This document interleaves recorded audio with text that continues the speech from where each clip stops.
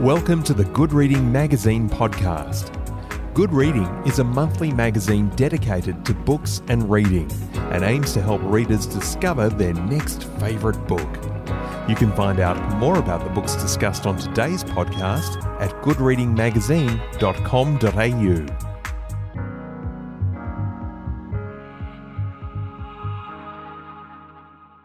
The baths of Venus were a sight to behold. Every surface from floor to ceiling was decorated with intricate and colourful mosaics, many featuring tiles of shimmering gold and all erotic in nature. The far edge of the room was furnished with marble slabs on which naked women lay and chatted as they were oiled, massaged, and scraped clean by slaves. The rich scent of olive oil hung heavy in the humid air. Steam curled gently from the surface of the water. Groups of women sat and chatted as they bathed, a few looking at me curiously and making no attempt to hide their whispers. Most ignored me completely. I made my way to an empty spot at the pool's edge, far from where the others gathered, and slid into the water's warm embrace. The relief was immediate and bone deep, tension drawn from my body like a caress. I studied the mosaic on the wall across from me as I floated. Its center tiles took the shape of the goddess Venus, her long flowing hair pooled on the ground at her feet. She was naked apart from jewelry winding along both of her long arms. A golden apple was clasped in her left hand, glinting in the sunlight that filtered in from the high windows above. Around her were scenes of orgies, mortals and mythical creatures wrapped in intimate embraces. I was jostled from my inspection by a woman slipping into the water beside me. Her movements were swift and graceful, and I turned to see a pair of curious amber eyes framed by thick, dark lashes. I had never seen the like. She looked to be around my age. The strength of her nose spoke to her noble heritage, and the roundness of her figure spoke to her wealth. Kaarina Parker has a passion for the extraordinary, largely uncredited women of the late Roman Republic, together with a Bachelor of Arts in History and Feminist Film Theory.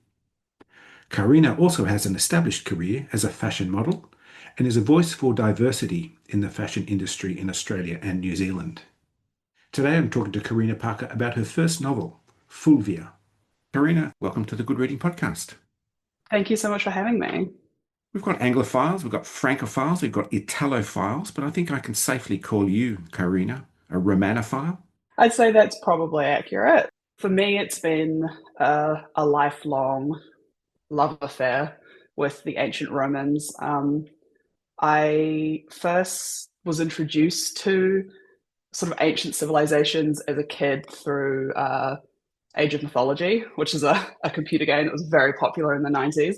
And then I studied Latin in high school, which was an interesting choice. And it was a very small class. There were only about 6 of us who wanted to do it. But part of what drew me to it was that because obviously when you study Latin, you're not learning to speak it or to write it. So they have to flesh the subject out. And to do that, they do Roman history and culture. And so that is what really captured my interest as a teenager. And then I started reading a lot of Roman historical fiction. And then, next thing I knew, I was at uni studying it. And I've just never really been able to shake them since. You also paint a fascinating portrait of the cultural and social history of ancient Rome. Oh, I find the sort of socio-cultural history of the Romans very fascinating. Firstly, because I think in a kind of mainstream sense, it's not super well understood. I think we have a very almost English understanding of the Romans, and that's partly because so much of the history that's been written about them has been written by old English historians. And that was true for a certain sect of Romans, but their social and cultural lives were much richer and more scandalous and more fascinating and dirty than I think we know. So that I always found very interesting. I'm also really interested in the people who lived in these ancient civilizations who don't really exist in the historiography. So women, queer people, disabled people, enslaved people, they lived whole lives that a lot of the time we often know nothing or very little about. So I really took an interest in looking for those stories because often they are there, but they're hidden. They're hidden in the footnotes or between lines, and you really have to go looking for them. And yeah, that's always really fascinated me. We'll talk about Fulvia, the title character of this book, in a moment. But where are we in terms of the Roman Empire? What is the state of the Republic in your story? My book takes place during the beginning of the fall of the Roman Republic. So Roman history is sort of split into three distinct eras. You have the kingdom, the republic, and the empire. And the empire began with Augustus, who was the first emperor. That was when it was sort of officially founded, but it really kind of began with Julius Caesar. He kind of put into place the infrastructure of what would become the empire, and that was during the end of the Republic, which is the period of time that Fulvia was sort of kicking around. So it's a time of a lot of political turmoil. There's a lot of class warfare happening. There's a lot of civil wars as well as wars with foreign nations. They're far wealthier and more militaristic than they've ever been, but they're also underprepared as a civilization to govern these huge lands that they've taken control of. And so the result of that is that it is sort of an era of egos where you have all of these men who were very ambitious, who were sort of raising private armies, going to war against each other within Rome to try and become top dog. And because of that, there was a lot of change happening. There was a lot of, as I said, turmoil. And I think when that happens, that's what allows for people who usually exist outside of the status quo to be able to sort of finesse their way into positions of power that would otherwise be closed off to them. And I think Fulvia was very much one of those people. Your Rome is clearly a place of excess, of luxury, hedonism in the extreme, and a slave world with its own moral code. An immersive reading experience, that's for sure. But was it an immersive writing experience too? Very much so. Yeah, I was very, very lucky to be able to spend time in Rome sort of periodically over the last 10 years of my life. And so I did a lot of research and preparation and writing the book while in Rome. And whenever I was home, I would always try to kind of evoke that sense. I like to try and engage all of my senses when I'm writing. So I have a few scented candles that I only light when I'm writing because the smell will sort of trigger that part of my brain. And I like to listen to, there's an incredible playlist on Spotify of musicians who have kind of recreated ancient Roman instruments and play the kind of music that you would expect to hear at like a dinner in the Roman Empire. So listen to that sort of thing as well. And it just kind of, you're almost kind of just trying to trick yourself into inhabiting that world. And then I really hope that that's something I've managed to sort of convey in the writing to sort of bring the reader with me into Rome, or what I imagine Rome to be. It's a long time since I've been to Rome, and you've been more recently. Is it possible to still get a sense of ancient Rome in the modern city? I definitely think so. Maybe not in the sense that you might think. I think if you're looking for the kind of the spirit, the vibe of ancient Rome, you're not necessarily going to find that in the Colosseum. I think you're going to find that in the laneways. You're going to find that in the sort of the details of contemporary Rome. Because, and again, I feel like this comes back to this idea in a lot of sort of Anglo-American schools of thought where we see the Romans as being almost like English aristocrats, like very kind of proper and stuffy and all of those things, when in reality they would have been much closer to Italians, like contemporary Italians culturally. And so I think you can definitely find that sort of more authentic chaos and romanticism and delight of ancient Rome in contemporary Rome if you go into real Rome. If you kind of go off the beaten path of it. There's also along the River Tiber, they've recently renovated the water level walkways along either side of the river. So you're kind of dropping down from the level the city's at now, and you can walk alongside the water.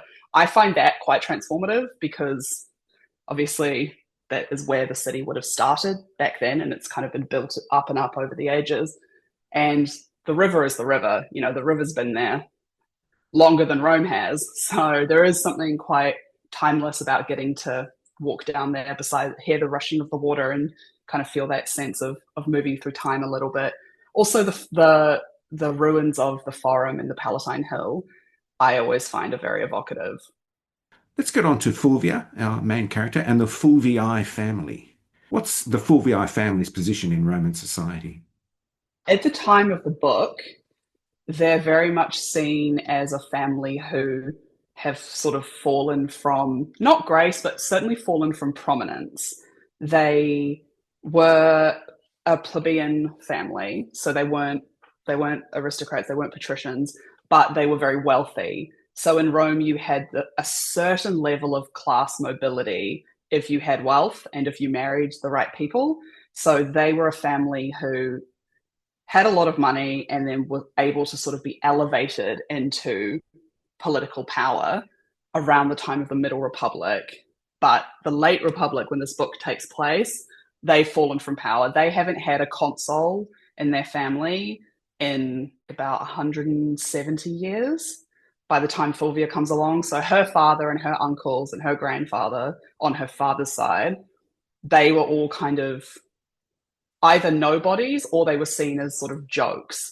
Like her paternal grandfather received the nickname Bambulio, which in Latin translates to essentially stuttering, because he tried to make it as a politician, but he had a stutter. So every time he got up to speak, he would stutter, and the Romans were ruthless. They absolutely tore into him. And so then they gave him that nickname publicly. So the political legacy on her father's side of the family is embarrassing to non-existent. And so it's that sense of, we were once something, but now we've sort of faded away. And I think in the book, her father seems very happy to sort of embrace that sliding into the background. He's not interested in getting involved in the drama, in the sort of shark-infested waters, but his daughter is. She has that ambition.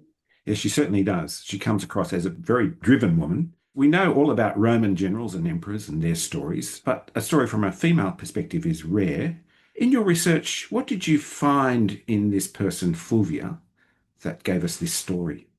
I first encountered Fulvia in a footnote when I was at university, and it said, I think the exact wording was, the greedy and most devious wife of Mark Antony. And I just thought, I don't know who she is, but I need to know more about her because that sounds like my kind of girl. So I immediately dropped what I was researching and laser focused in on finding out everything I could about her. It's tricky because obviously everything we do know about her was written by men who lived in an extremely patriarchal society, even by our standards. And a lot of those men also had like personal enmity with her, which in many ways is a symbol of her success, that they were able to see her as an enemy rather than as a woman. But as a result of that, you do kind of have to take the sources with a grain of salt when you're reading about her, because like Cicero, for example, had a very specific agenda when he spoke about her.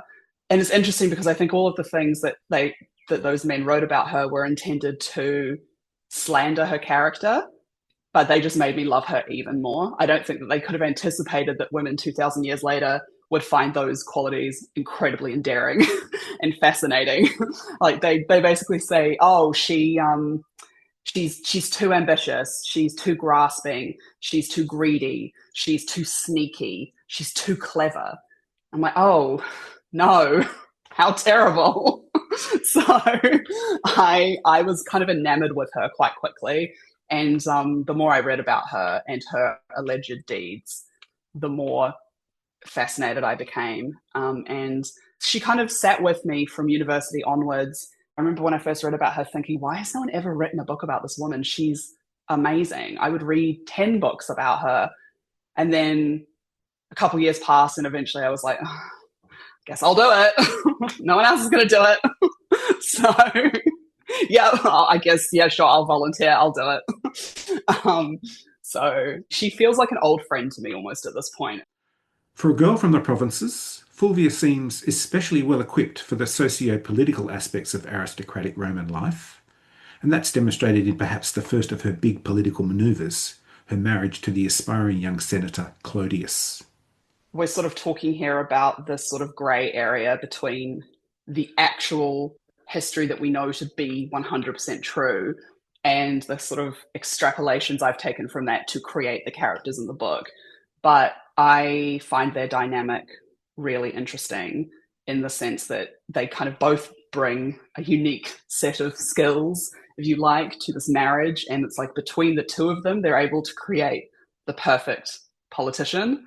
He obviously has things that she could never have had access to, like the aristocracy and being a man, being able to be a politician. But she has this ambition and this fire within her. He has this sort of nebulous sense of like, I want to cause chaos, I want things to change, but I'm not necessarily prepared to do the work it takes to make that happen. And then she comes along and she's like, I know how we're going to make that happen. So they're sort of almost perfectly matched for each other in that sense, which I really enjoy. But I do think she's one of those people who, if she had been born a man, she would have been one of the Julius Caesars of history. Definitely. Her family weren't aristocrats. They were very wealthy. And they were a political family, though not a very successful one. So because of that, she would have received what was a standard education for boys and girls at the time from those sorts of families. So she would have learned history, philosophy, multiple languages. She would have studied the history of Rome, including all of their military battles. She would have learned about how Roman politics got to where it is now. So she would have had all of that information just purely as a result of being born into the kind of family she was born into. But usually for girls, I think there was an understanding that you were given that information so that once you married, you didn't completely bore your husband.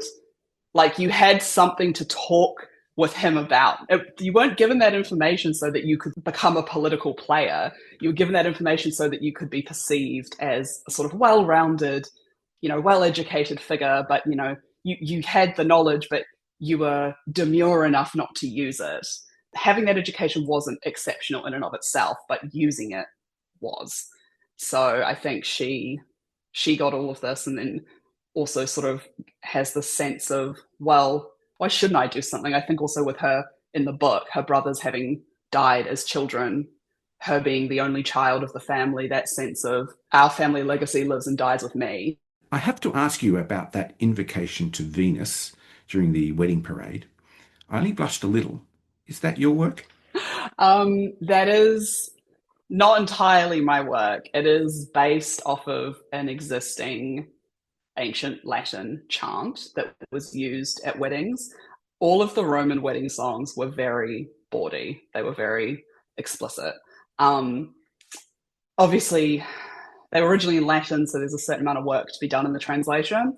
So I kind of refined what existed to make it a little bit more in line with the spirit of the novel, and then added a little bit. But it certainly has the bones of the original chant. And that was sort of standard for the Romans. Like they had no compunction about screaming in the streets about sex. It was very normal for them.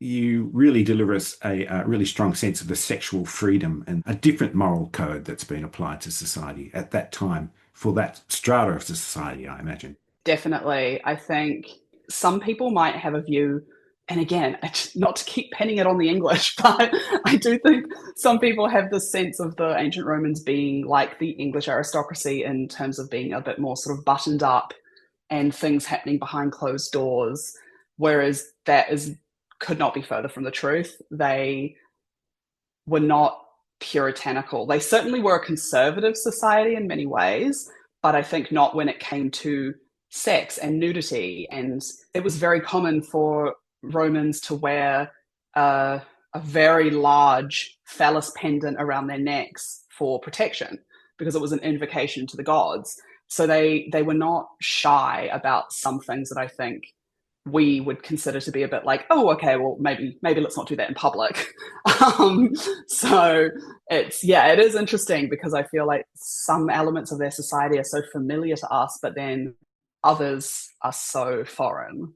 And I think that is one of the ones that I think is quite different. There's also a strong feminist thread running through this book. I was particularly drawn to the other female characters that you bring up in the story, all influential in one way or another. Sempronia, Fausta, Clodia, and Terentia all rise and fall as the story progresses. What I saw in it was this kind of vindictive sisterhood.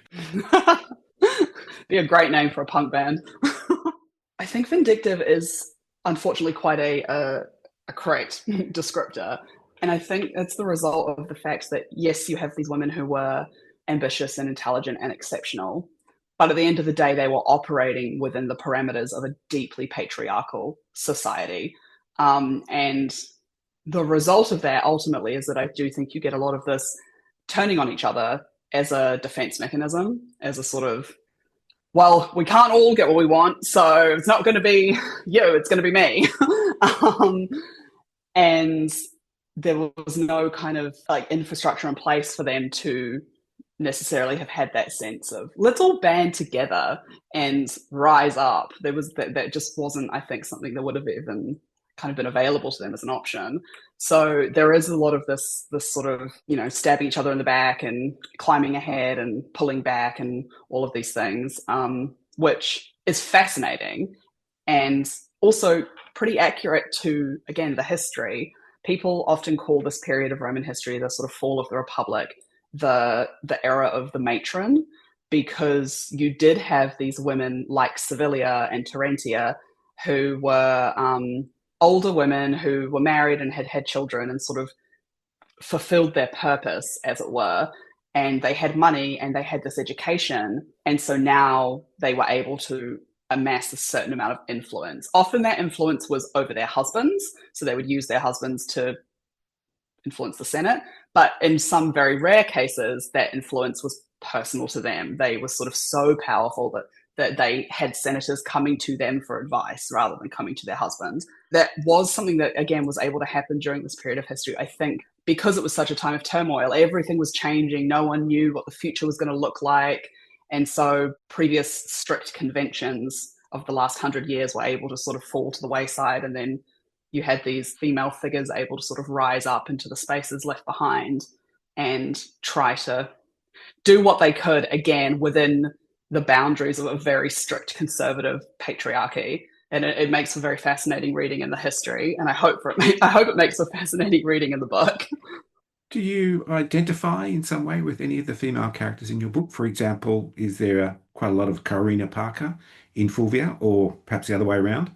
I wouldn't be surprised if I had subliminally woven quite a lot of myself into Fulvia because, like I said, I feel like she's an old friend. I feel like I've known her for what would have been, 13 years now. And I definitely, when I first read about her in history, identified with her. One of the main things I really identified with was that she really didn't like Cicero. And I was like, same girl, because I feel like so many of my classes in university, people love Cicero. Oh, they love him. They almost love him as much as he loved himself. And I had sort of gotten to a point where I was like, are we really still talking about Cicero? And then this woman comes along who famously hated him, had this very kind of brutal mutual rivalry with him, which more detail will sort of play out in the second book. The sort of beginnings of that are in this book, but it culminates in a very scandalous and violent and, I think, delicious historical anecdote between Fulvia and Cicero. And that, to me, that was the moment that I think I really fell in love with her. I definitely didn't set out to write myself into her character, but I think I've related to her for a long time and enjoyed her for a long time. So there probably are some little unintentional elements in there. Well, Kaarina, thank you so much for bringing this story to us. And thank you so much for joining me on the Good Reading Podcast. Thank you so much for having me. I've been talking to Kaarina Parker about her first novel, Fulvia. It's published by Echo, and you can find it at goodreadingmagazine.com.au. My name's Greg Dobbs, and thanks for listening. Subscribe to Good Reading print and online magazine at goodreadingmagazine.com.au.